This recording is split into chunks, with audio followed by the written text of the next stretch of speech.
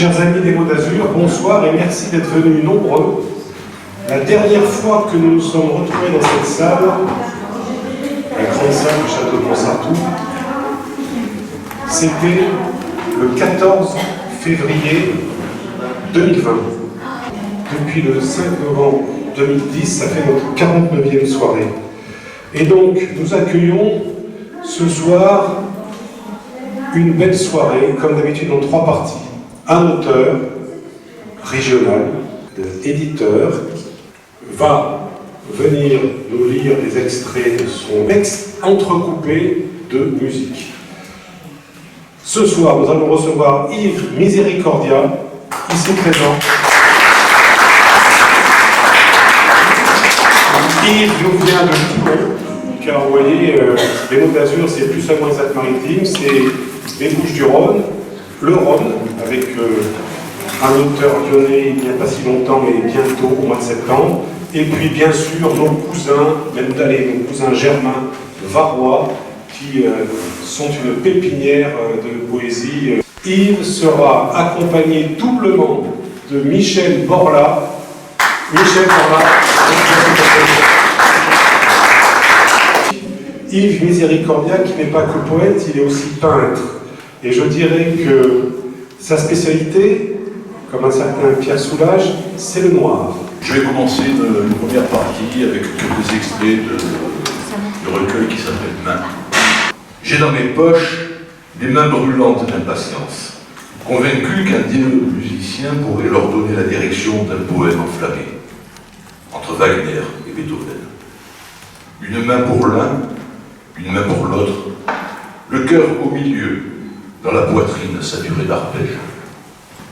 Ces lignes brûlantes de feu font teinter la porcelaine des yeux, et il ne faut pas plus.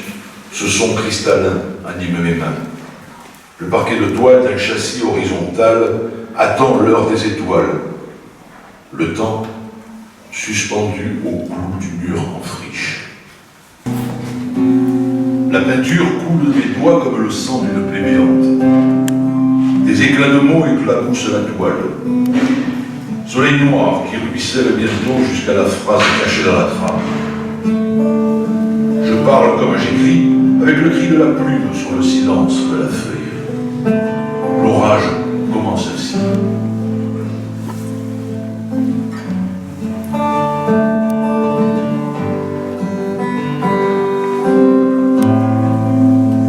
Je plonge les mains dans un songe de terre humide, pâte ocre et souple, donnant forme au sujet déjà.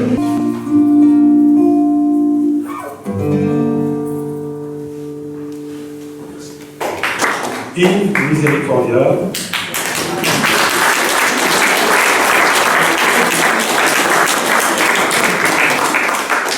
Et à la guitare acoustique, Michel Borla.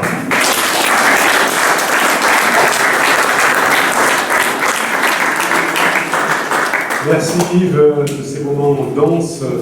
Nous avons vécu avec tes paroles. Tu nous as emmenés comme pour un voyage qui a duré 45 minutes. La scène ouverte, c'est la diversité, la fraîcheur, la spontanéité. J'appelle Éric Dubois.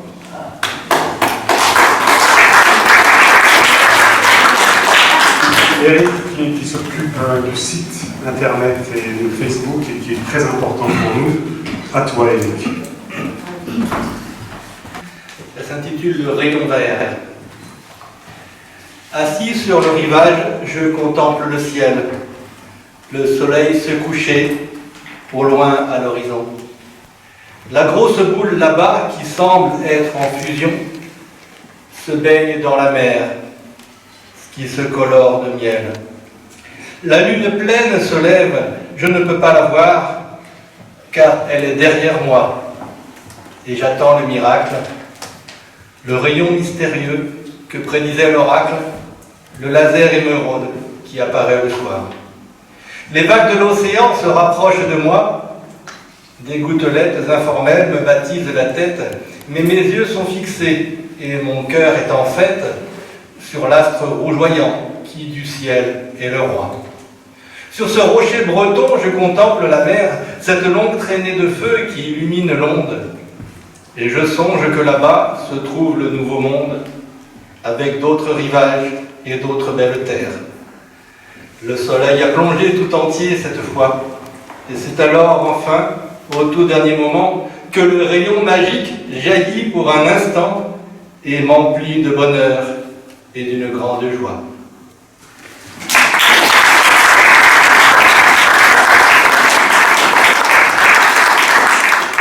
Éric Dubois. Et bien maintenant, nous allons, comme je vous l'avais annoncé, changer radicalement de style. Et par exemple, j'invite Muriel Poncet.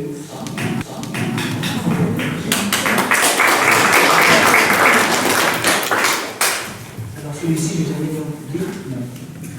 Il n'est de plus bel horizon d'avoir pour ciel la passion.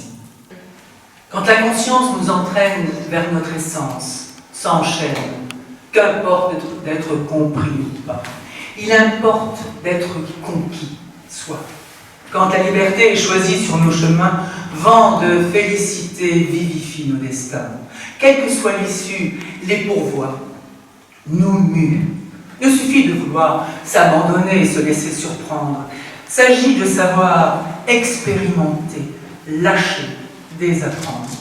Certes, la foi et le courage sont de mise pour sortir de nos zones de confort. L'alerte en soi des rages doit fuir l'emprise de l'ozone de nos vies de mort.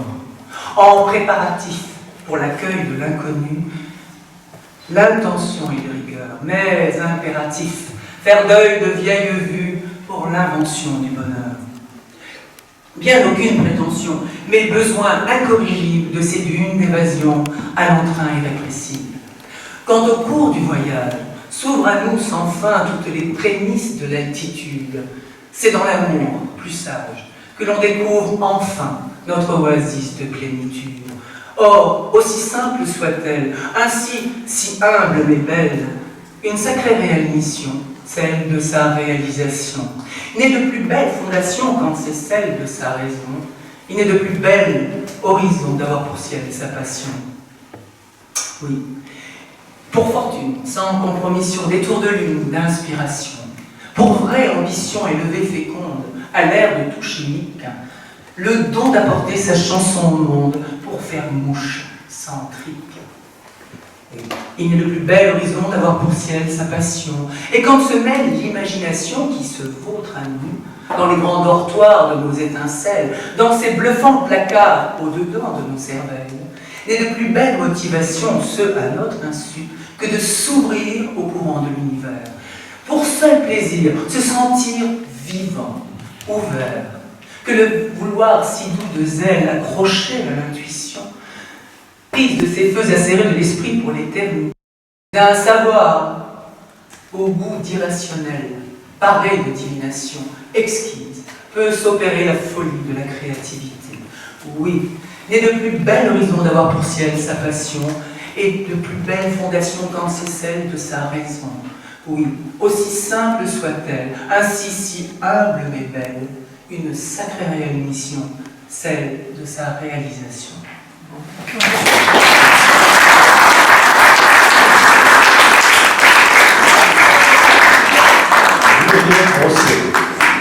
Et maintenant, nous allons écouter celle dont j'ai parlé tout à l'heure pour cette atelier d'écriture, Marie-Christine Gilles.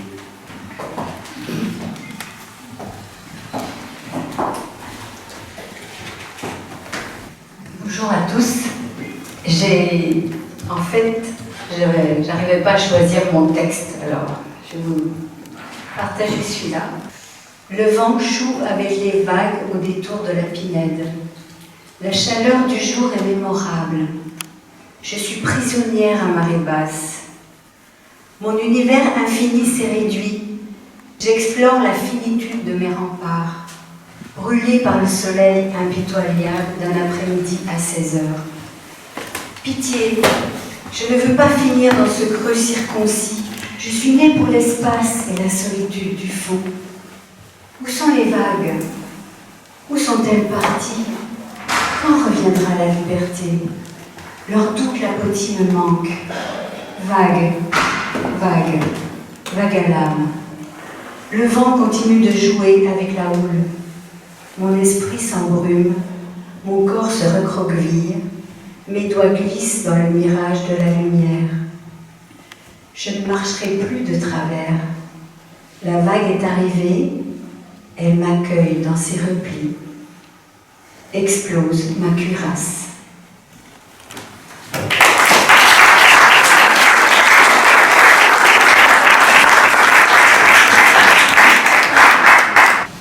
Marie-Christine Gay, eh bien, votre serviteur, je vais vous lire quelques extraits de mon dernier recueil, qui est paru le 8 février 2022, qui s'appelle « Que la fête soit sans fin ». Et là où ça vous concerne, c'est que le sous-titre, c'est « 10 ans de mots d'azur ». Alors, ce recueil, en fait, est composé des 3 ou 4 petites lignes de poésie que je mets à la fin de chaque invitation depuis 10 ans, enfin, presque maintenant depuis 11 ans. Et donc, on m'a dit, mais c'est bien, c'est des fulgurances, c'est court, c'est percutant, tu devrais les regrouper. J'ai profité du confinement pour le faire, et donc ça donne un recueil d'un certain nombre de pages, et je vais vous lire ces petits courts extraits. Alors ce ne sont pas des haïkus, parce qu'un haïku, ça répond à des règles extrêmement strictes, mais ce sont des poèmes courts. Que la fête soit sans fin. Il gèle à pierre fendre de bleu, le ciel est devenu cendre. Sur les greniers du temps frappe la pluie, ample, généreuse. La montagne est noire, les étoiles préparent le lendemain. Voici le jour qui se lève, et je repense à ce rêve d'un soir d'hiver. La neige tombe derrière la fenêtre, une lente obscurité monte, et maintenant, je te retrouve. Lentement pousse la fleur, et dans le long déclin du silence, le parfum des abeilles bourdonnantes montre la porte du ciel. Et un dernier, ce qui s'en va demeure dans l'ombre mystérieuse où réside l'âme du vent. Je suis cet évadé silencieux qui marche de l'aube claire à l'hiver du soleil. Le parfum de ta forêt s'installe en moi, comme un fleuve qui ne meurt jamais. Parce qu'elle vous aime, la lumière se fait fleur. Si toi, tu sais pourquoi, le grand pourquoi des choses, par le sang du printemps et par l'odeur des roses, dis-moi ton nom. C'est tout.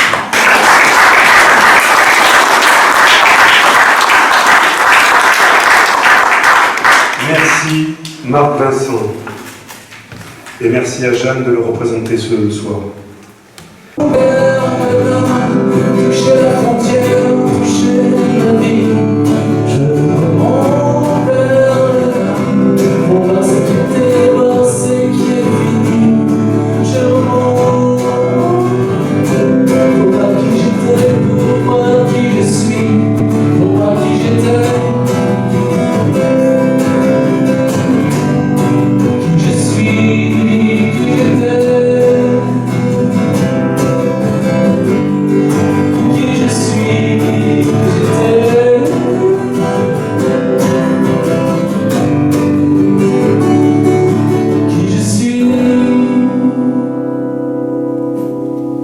Michel, effectivement, j'ai apprécié ton style et tes textes, parce que les mots d'azur, ça reste de la poésie des mots dans l'azur, et la chanson française à texte, c'est très important, et c'est pas rare.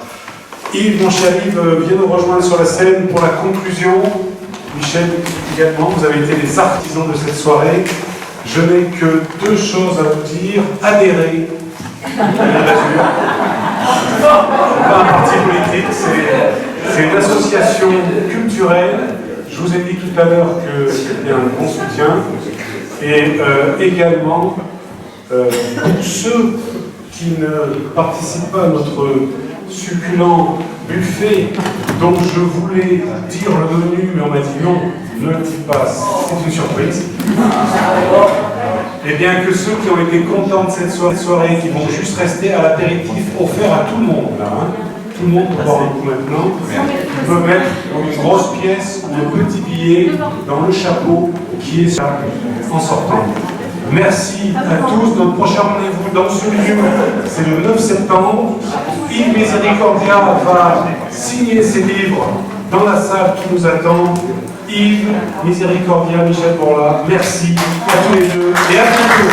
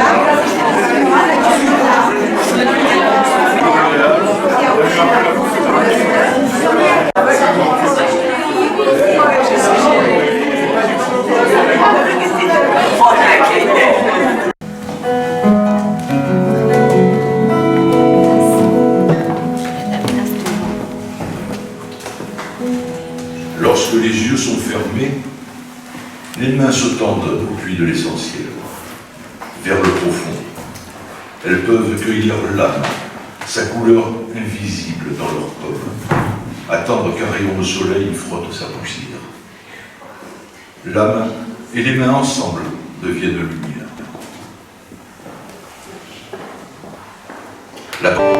Quoi d'autre, enfin, pour nourrir la terre?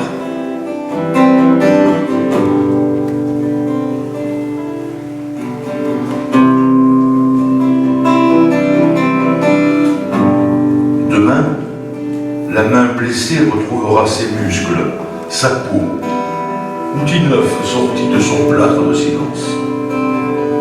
Refaire les gestes, écrire les os glacés.